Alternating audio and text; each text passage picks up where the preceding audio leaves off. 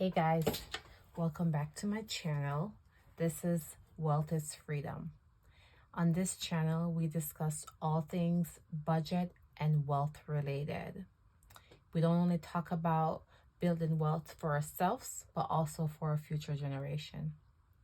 If you like what you see today, please, could you comment, subscribe, and leave a thumbs up?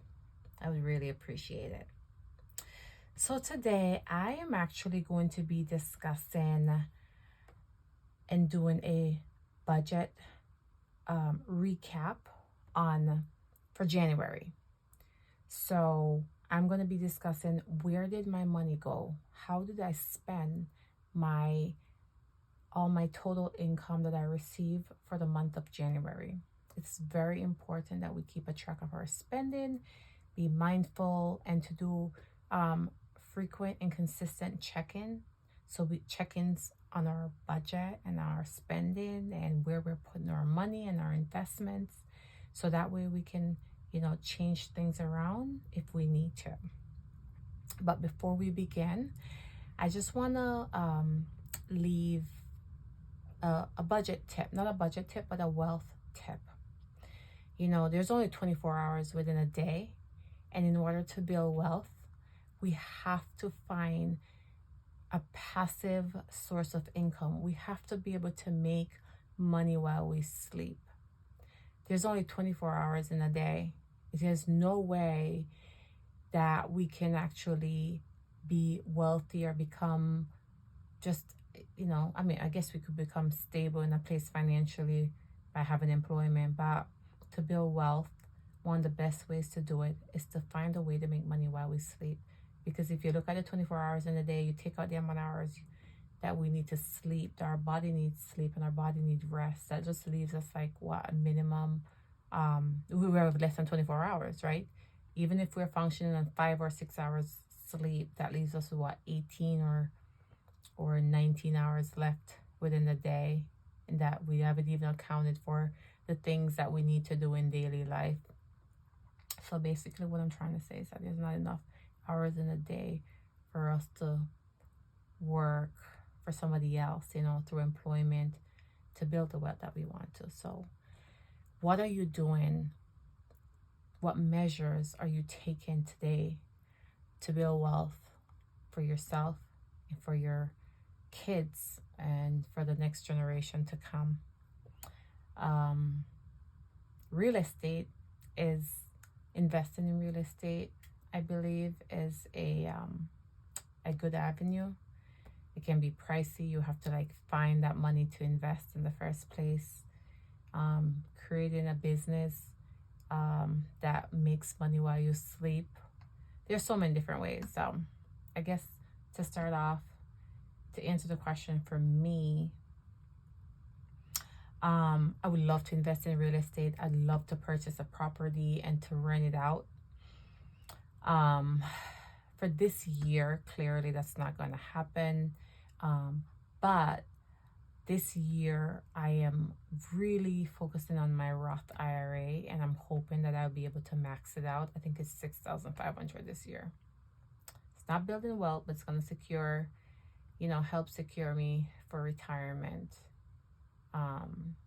And I'm working in the background on being able to purchasing a piece of land or an apartment or a residence that I can rent. But more to come. Tell me, please. I would love to hear what your plan is, whether it's for this year or for next year or for the future. So where did my money go? How did I spend my money for January? Was I responsible? Okay, so I have my budget broken up into 7 different categories.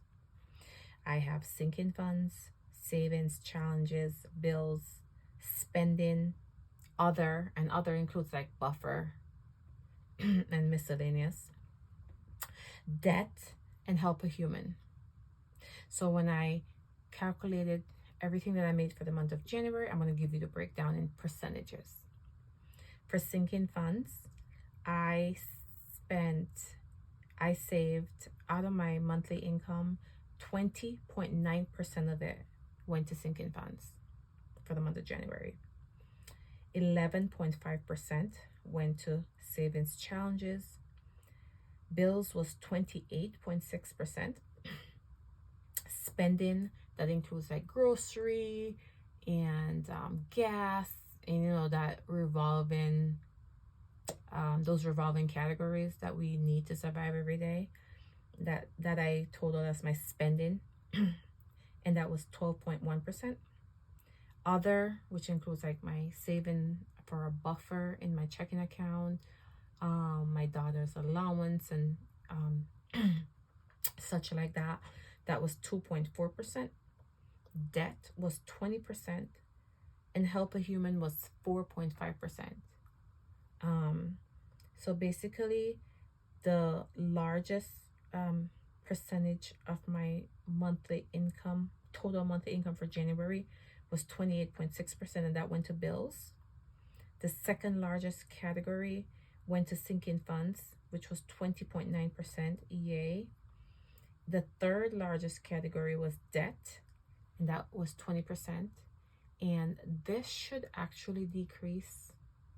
The debt should be decreased very soon, because I have 1.25 more payments left on my car. So I just have my payment that I need to make for March, and then I'm gonna have like a quarter of that payment left, which maybe I can pay it all off in March. If not, I guess I'll just be paying that in February. But I'm gonna aim to, in April, but I'm gonna aim to see if I can make that final lump sum in March. So that was 20%. And then the third largest category, no, fourth largest category was savings challenges, which was 11.5%. I'm really gung-ho on like doing great on my saving challenges this year, and actually like trying to complete them.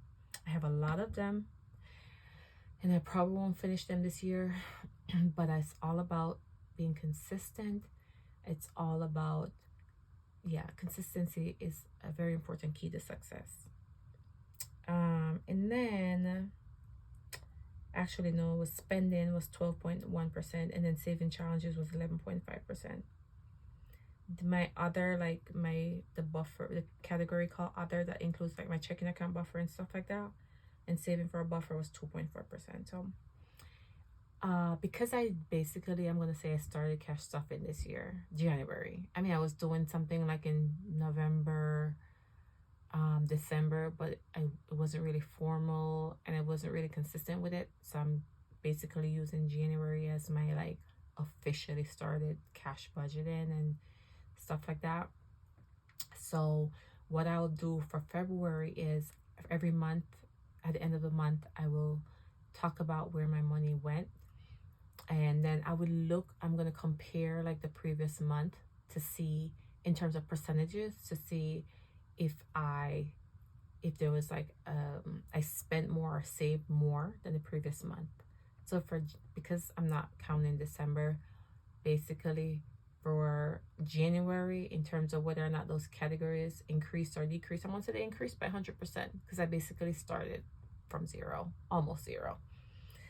So I hope you enjoyed this very short video, and I look forward to seeing you in my next video.